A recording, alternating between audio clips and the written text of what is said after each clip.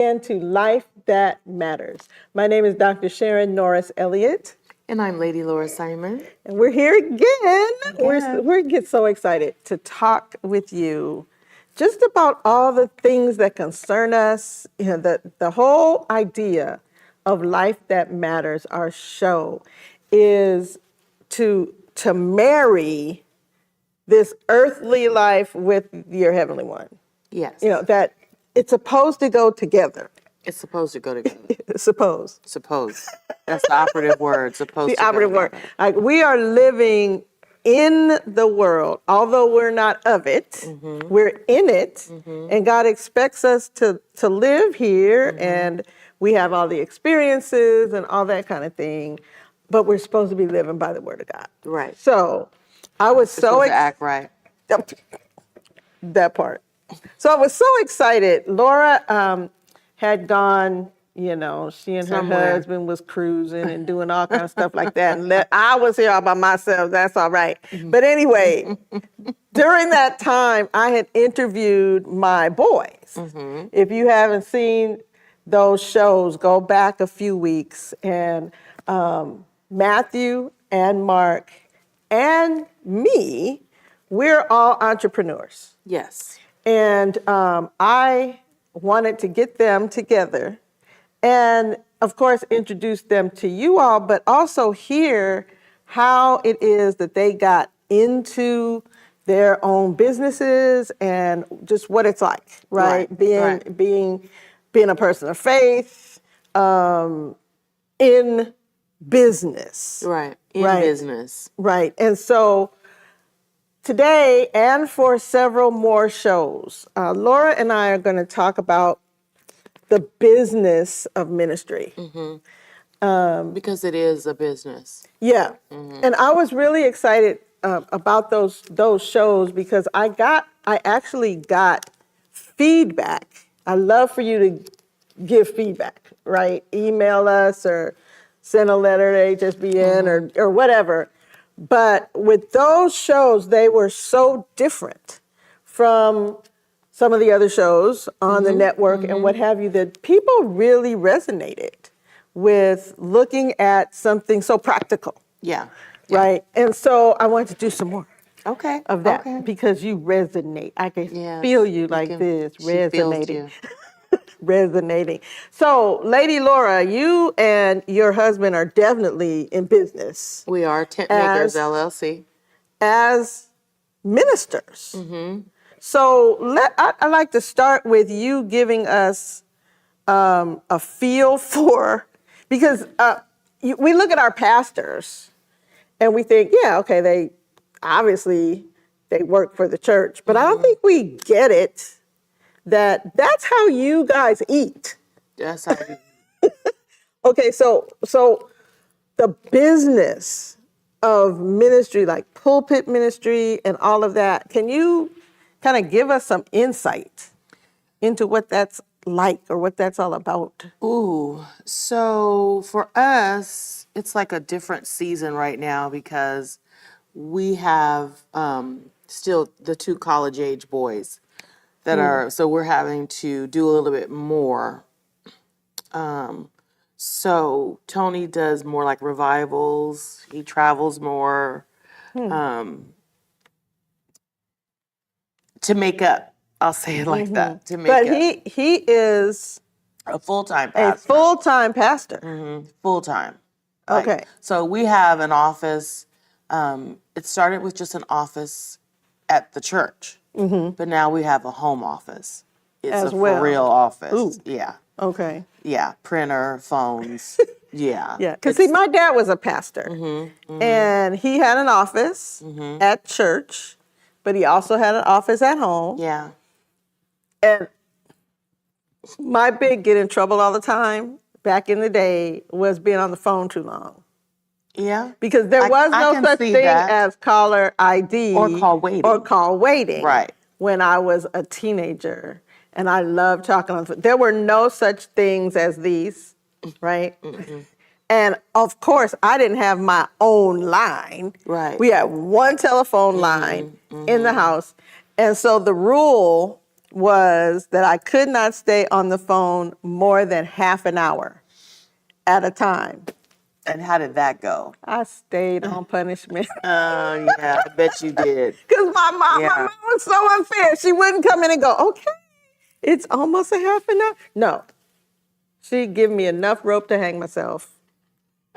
And then I was off the phone for like a week or whatever. It's like, Oh, wow. Oh, wow. But the idea, where was your watch? Or you weren't paying attention? important stuff. Come on. Okay, okay. 14, 15, 16, you gotta be Okay. talking about the important Okay. matters of life, right? Okay. Because life mattered. Anyway, Yes. anyhow, I was on the phone. But the point was my dad that was his business. I really didn't register it like that, like a business. Because back in the day, too, kids didn't get into grown folks' business. Right, yeah. Okay. But our kids don't realize that either. And people don't realize that it's when they say, oh, what does he do all day? It takes, oh yeah, that used to really irk me. But you know what? It's good when some of the members, when we started traveling more and they are traveling with us as they come to support and they see all that goes on and the phone never stops ringing. People die, people get How divorced, dare they? people, their kids need prayer. It is nonstop. And so at this latter part of our business, people now are like, we didn't know that it was like this. So the pastor does more than just study for Sunday's sermon? Yeah. Yeah. That's what, and that's what people think.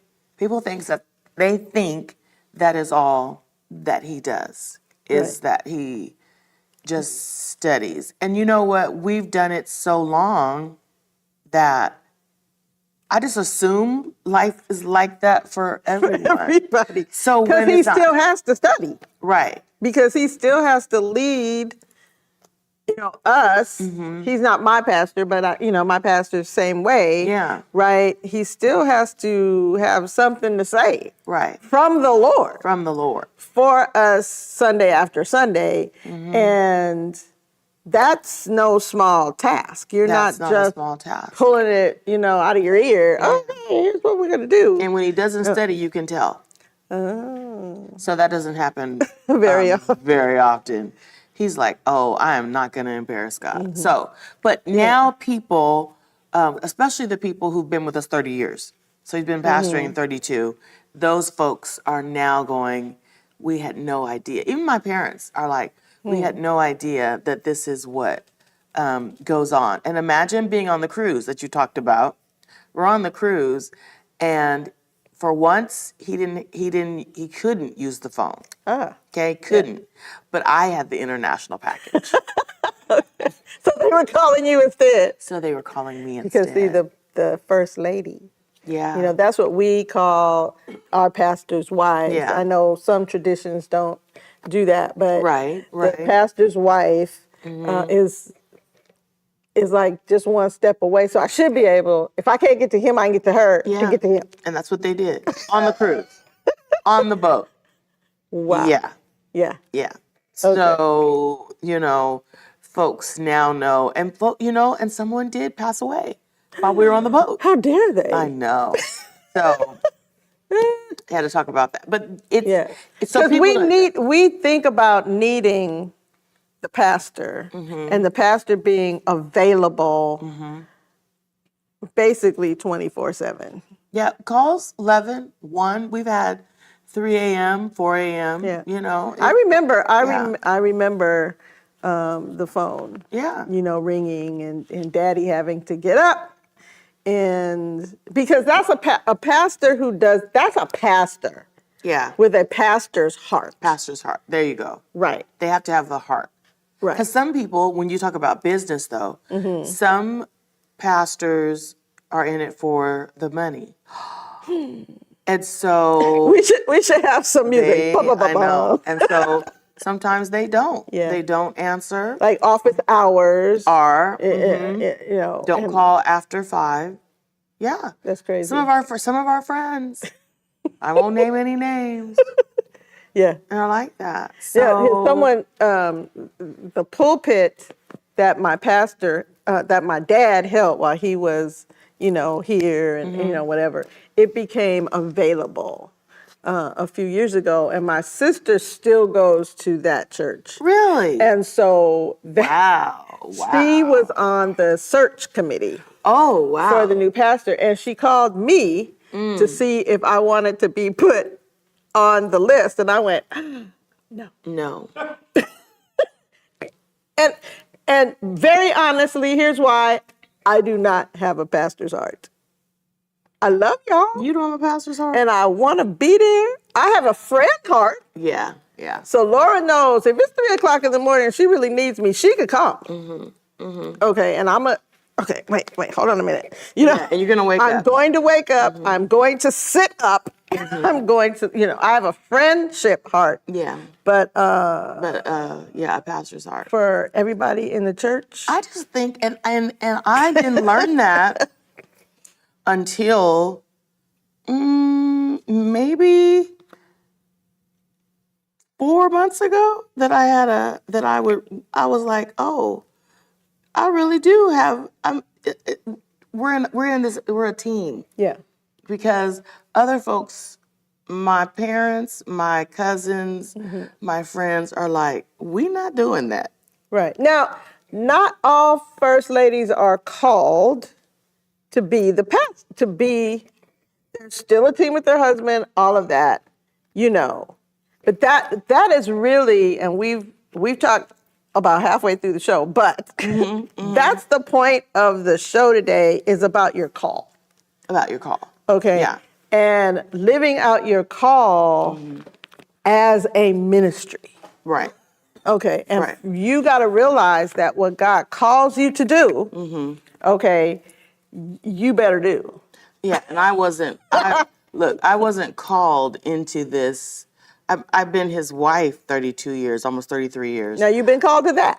I've been called to that, but I did not get called into anything with Tony Simon until the pandemic. Okay, That's when I became official. okay, I was not. Say. I was not official. And that's fine. Oh, it was fine. You know, it's fine because he was called to. I got called in for real in the pandemic because it was like, what, we doing church where? Well, that's true. You had to do church from home. In Laura's living room because it's my house. I mean, it's our house, but Yeah, but it's your I'm the queen. I'm the queen of the castle. There it goes. Okay, so it's my house. It's your house. So Tony's like, okay, we're gonna have to do this in the living room Of my house? of my house. Right. Okay, and in the backyard of my house, and the Right. family room of my house. That's right. And somewhere in the kitchen. So Yes. that's when my calling came about. Right. Okay. So let's talk about a call.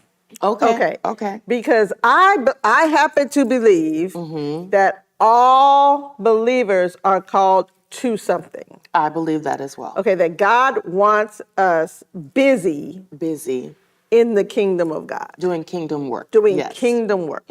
Okay, now some of us have jobs working for other people, Right. right? And always remember, when you work for other people, you are building their vision. Say that again. When you work for other people, you Yes. are building their vision. That's you are it. part of their vision. Exactly. And that might be, you might, now let's try to put it together. You may be called to be a person to build that vision, to help build that to vision. help build that vision, Yeah, because yeah. everyone needs help. Everyone needs help. Everyone needs help. So you can be called to help build that vision. And if you are, you need to remember that this is not your vision. Yeah. That's the part right there. Their vision. And your vision is, what can I do to help this vision? Does that make sense? Yes, it does. Okay. Okay. So the years that I spent teaching school, I knew I was called to that, but I never owned a school, right? So my calling was under those people who own those schools. Yeah. Yes, I agree with you on that. Right. And it was fine And it was fine. because they couldn't have a school had it not been for a whole bunch of people like me, teachers, in each class. Right. That's right. So great. It had to be that way. All right. Okay. Okay. And then I'm called to do my best in my part. Yep, in your lane. Right.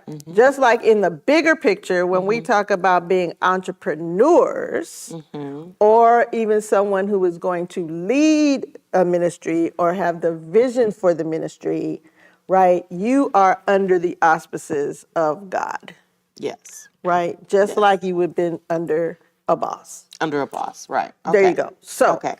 how do you know what you're doing is a calling? Well, let's go to Samuel. Okay. Good old Here we go. little Samuel. Yes. And Samuel, his mom had dropped him off at the temple. She had prayed for this boy. She got this boy, and she said, "I'm gonna give him back to the Lord." Okay, so that's a story. That's a longer story that you could read in 1 Samuel chapters 1 and 2. Right. All right, but now he is a child. She took him back. He is now under Eli, the priest.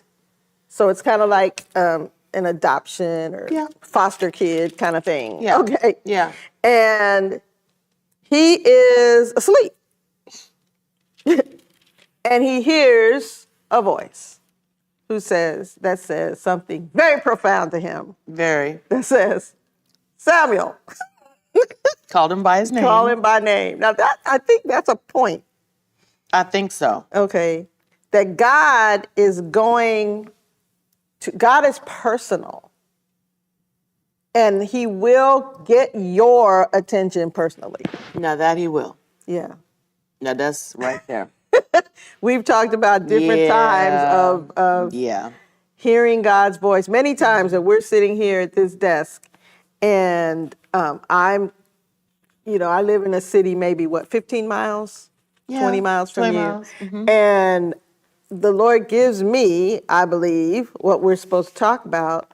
And then I'll contact Laura. She'll go, oh, that's exactly what we've been doing in Bible study. Or that's exactly what God has said. It's crazy. And just yesterday. Okay. So when you said that, I was like, really? Yeah. Week to week, sometimes I'm not sure what we're going to cover in the program. But I'm thinking about it. I'm thinking about it. And then it will usually be the day before or maybe the day of that I'll go, okay, Laura, we're going to talk about this. And it happened again. Right. And 99% of the time, it's already confirmed with me. Yeah. I just say, yeah. Do Which you want to do that? Yeah. Which is just, we love it. Yeah, I do. I think that's amazing. I Yeah. think it's amazing. So talking about this whole ministry. So Samuel, he hears the voice. He goes running to Eli. You called me. Here I am. Eli's like, I'm asleep. I didn't call you. That's the Elliott interpretation. Go back to bed. Several times, back and forth, till finally Eli, the priest, figures, okay, this boy, God is calling this boy. So he sends him back to bed. He says, this time, if you hear it, say, speak, Lord, your servant is listening. Okay. So it's important to be in position to be able to hear the voice of God. It's important to be in position. Okay, so that means giving up foolishness in your life. Okay, can I say it like that? Would that be a good way? That'd be a What good were way you to thinking? say it. That'd be a good Were way you to say thinking a different way to say it? I was thinking you just have to be in a position, in a place, in a space where you can hear from God. Yeah. And so, no, you can't be doing foolishness. Yeah. Otherwise, you're not going to hear it. You're going to miss it. You're going to miss it. So, There's just going to be too much other quote unquote noise. yes, there's going to be too much. Right. noise. Going on in your head, in your psyche, in your heart, to just be able to hear from God. Now, Right. you may literally hear a voice like Samuel did. It just may be a thought that you just didn't have before. But some way, God will get through to you. He's going to let you know. A song. I was telling Laura about listening to a song the other day. I still have a CD player in my car. And I have a collection of CDs that I just hadn't listened to in a long time. And I said, I'm going to stop listening to the radio. Sometimes I'm up to date. I'll listen to the thing on my phone through the car, but I'm going to listen to some of these CDs. Okay. And wow, the reason I bought the CDs, came right back. And God wanted me to know, right, that he comes daily to be with me. Yeah. Right? Yep. And so that recommitment, yes. I want to be with God because I hear from God. You hear from God. Right? Every day. So God will get your attention. And God will let you know, hey, I'm calling you. So surrender. That, I'm just not saying that part because it's trendy, but that part, surrender. Oh my stars. You might as well surrender because his will's gonna be done. Ooh. I heard someone call him the hound of heaven. That's good. That's good.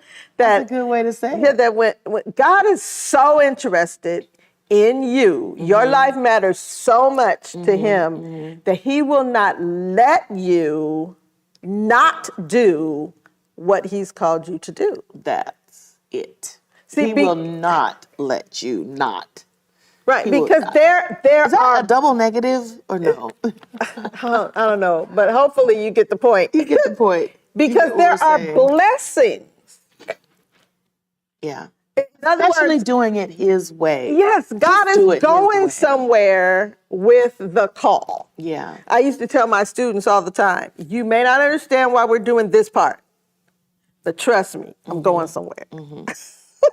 Right? So when we were dialing down into grammar rules, for example, they were like, agreement of subject and verb. What I said, but trust me. When we get over here, yeah, you're gonna want to sound. But I can't even tell you about what's over here because you totally won't get it unless we start with the building blocks. Right. First, so just the foundation. Just trust me. Just with making the bricks. Yeah. Yeah. And then you'll see we'll have this beautiful structure. Right. When we're done. Right? And so that's surrendering to God. What that means is you might not do what you want to do. Now that right there, you said something. Doing what he wants you to do might not be what you want to do. Right. It might not be what you have in mind. Yeah. Yeah. And that's about surrender. Do you trust God enough to go with his plan rather than yours?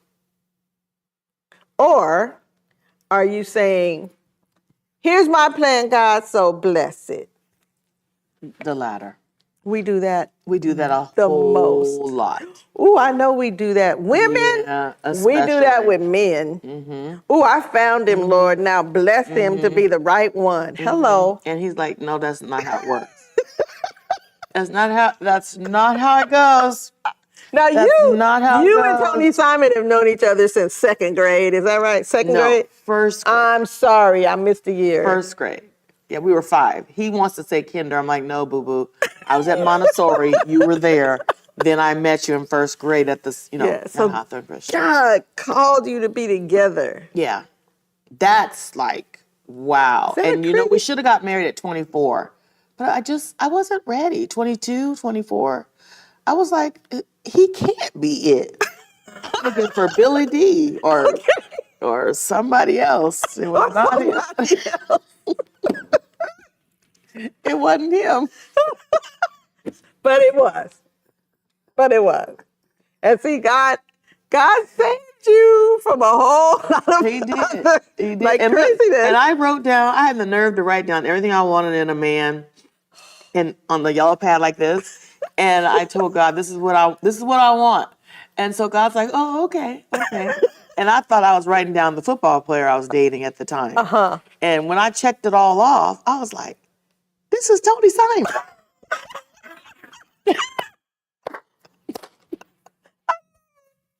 That's wonderful. I'm like, God, you are God, really?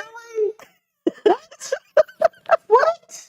And when I met James, before I met James, I spoke at a women's retreat.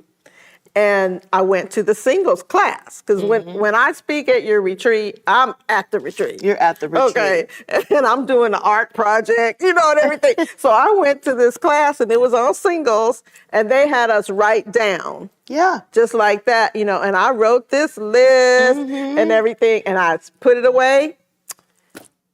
And when I met James Elliott, I pulled that list out. It was him. There you go. Whoa, God. God Okay, is something else. He's something else. So that was free, that part. Yeah. Okay, but anyway, we are going to continue on the next show talking about our call and how it's ministry. Right. All right, and then how to even get going. Right. With your call. So we will be on this, for several weeks. So stick with us. Stick with us. Be with us the next time. Because we're going to still be saying, the entrepreneurial spirit of ministry, that kind of thing. Yeah. Okay. I'm Dr. Sharon Norris Elliott. I'm Lady Laura Simon. And your life matters for the kingdom of God. Be with us again